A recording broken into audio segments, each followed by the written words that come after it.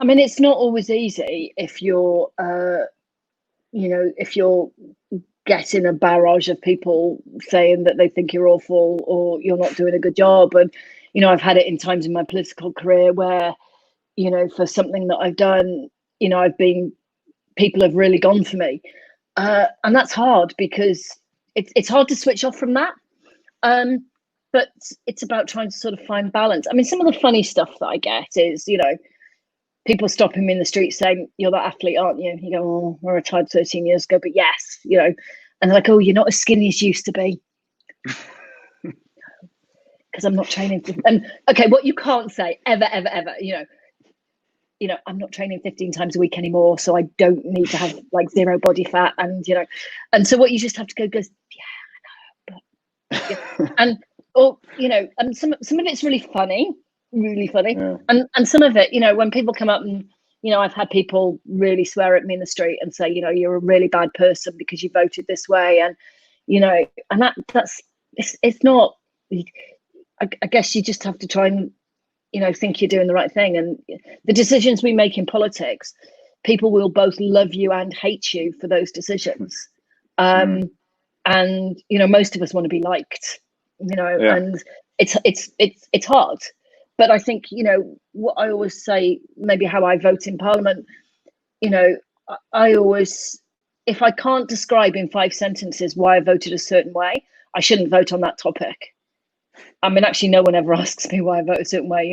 They'd be much more confrontational. But I think you have to understand, and be able to explain to people. So when people say, "Why did you do that?" you have to give them the time to explain to them why you've done those things.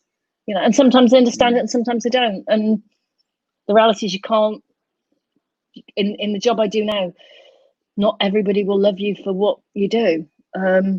So sometimes it's okay and sometimes it's not. I mean, I think some of the hardest stuff I dealt with was actually when I was pregnant. With I had a lot of people saying to me that, people like you shouldn't be pregnant, meaning disabled women.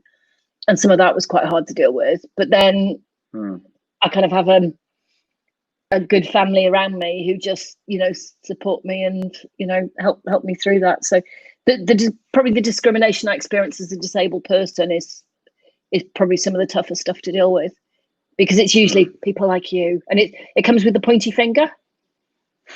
So my defense, when people actually mean people like you, as in disabled people, shouldn't be allowed to do these things. So before lockdown, I was told that people like me shouldn't try and commute at busy times because non-disabled people have jobs they're trying to get to. Go, yeah, that's what I'm doing. And so my response is, because I'm from Wales, which is one of the 4 home countries of the United Kingdom, I just say, "What do you mean, Welsh people? Or do you mean wheelchair user?" And that normally stops people and gets them to think a little bit. I mean, that's been rehearsed over many years, but it's finding a way you can challenge people without losing your temper and screaming at them, which might make me feel better for about 2 minutes, but actually doesn't change their attitude.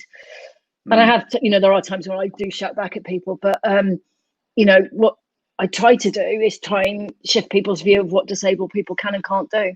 And most of the time, a lot of people aren't used to talking to disabled people or, know what to say. And it's about trying to change those attitudes. I've lost count of how many times I've been asked, "How did you get pregnant?" Well, you have a mummy and a daddy who love each other very much. And you're like, "How do you think?" Anyway, yeah. So, actually what sport again teaches you, you get asked the same questions all the time. You happy when you said you lost? You just get used to, you get better at dealing with those things the more it happens to you. So experience and failure and doing things again or doing things differently, you get better at it because you have lots of practice of failure. I've had loads of practice at failing at all sorts of things. So that means you can be better at when things go the right way. Do people come up to you and say like that you don't know and say things like that, or are these people that you know? No, complete strangers. I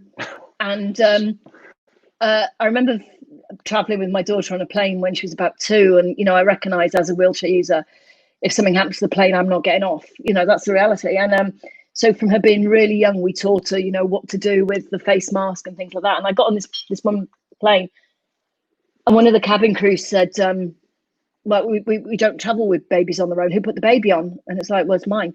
No, who's the responsible person traveling with the baby? Mum, it's me. No, where's the mother or father? Well, that's me, I'm the mother. No, where's the mother?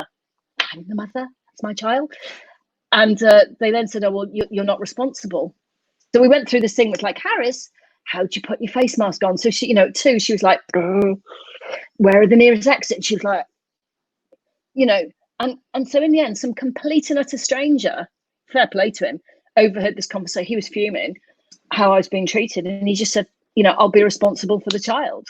So some bloke I'd never met before, the only way I was allowed to fly was if he said he would be the responsible adult to travel with her. And then he got off the plane and basically, we got to where we were going. You don't want to be chucked off beforehand, and made, some really high level complaints. So it's that kind of thing that happens, which is just a bit annoying, because actually, to be honest, there's lots of things where I'm probably not terribly responsible, but, I'm not irresponsible, but we joke about it, from Karis being little, it's like, okay, you need to learn to make food and you need to do this for yourself and make your bed and